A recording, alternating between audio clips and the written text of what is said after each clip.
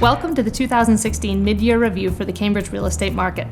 I have to say, in the few years we've been doing these market updates, I feel a little bit like a meteorologist in Phoenix might feel.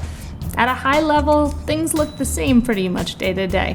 That's true of the larger market dynamics. Things have stayed pretty consistent, but the devil's in the details, and there are certainly nuances to be found in every part of the market. So let's dive in and have a look at where we are today. Taking a look at the condo market for the first 2 quarters of 2016 in Cambridge, on the inventory side of things, it's pretty much where it's been the past couple years. Ups and downs, but just about the same on average. In 2014, we had about 490 properties listed so far. 2015, it was 410, and now we're back somewhere in the middle, 446 units. And when we take a look at the number of units that have actually sold, we're actually at a 3-year high. In 2014, 258 units had sold at this point in the year. In 2015, 245 units had sold, and so far this year, we've sold 289 condos. Taking a look at the average sale price for condominiums in the first couple quarters of 2016, we see an old story. Year over year, we see gains. From 2014 to 2015, we saw a gain of about $20,000, from about $670,000 to $690,000. Now, jumping ahead to this year, in 2016, our average condo sale price so far this year is around $870,000. A bounce of almost $170,000 represents almost a 25% increase in the average sale price of condominiums in Cambridge.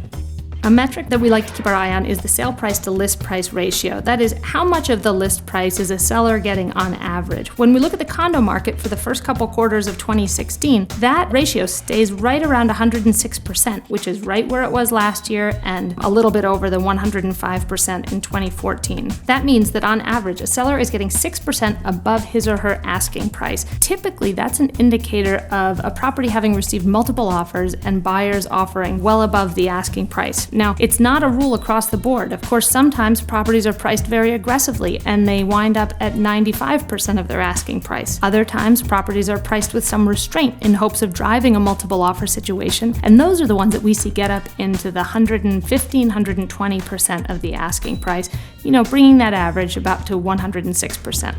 Another metric we like to keep our eye on is days to offer, and just like it sounds, this is the number of days it takes from when a property goes on the market to when an offer is accepted for the property. In condominiums for the first half of 2016, we're actually at the lowest days to offer of any property category over the past 3 years, quite a bit lower than 19 days last year in 2015 for condos and 20 days the prior year. In these market updates, we've discussed before absorption rates. This is the amount of supply on hand and how long it's likely to last us based on the pace of sales from the prior year. When we look at the absorption rate for condominiums, as of today, in 2016, we have about 1.15 months of supply available. That's terrible if you're a buyer. If you're a seller, it's great because it means you don't have that much competition to go up against. But for example, in condominiums right now, we have 57 units offered, and last year we sold about 50 units per month. Like the meteorologist who maybe gets sick of sunny day after sunny day, I wanted to go look historically. Where's the last point of sort of doom and gloom, which in our case isn't really very doom and gloom. It's really looking for a balanced market. And I only had to go back to 2010, which was a difficult time admittedly for selling real estate, or at least compared to what we're used to. But condominiums this time in 2010 had about 6.3 months of supply available. So whereas today we have 58 units available, in 2010 on this day there were 352 units available. So a pretty different landscape for a buyer in that climate.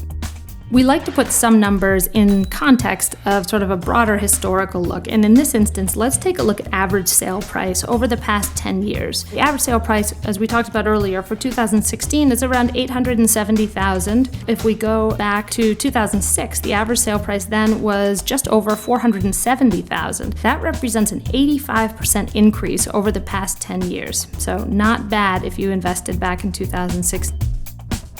I hope you've enjoyed this mid-year review. For more information, please visit laurenholleran.com.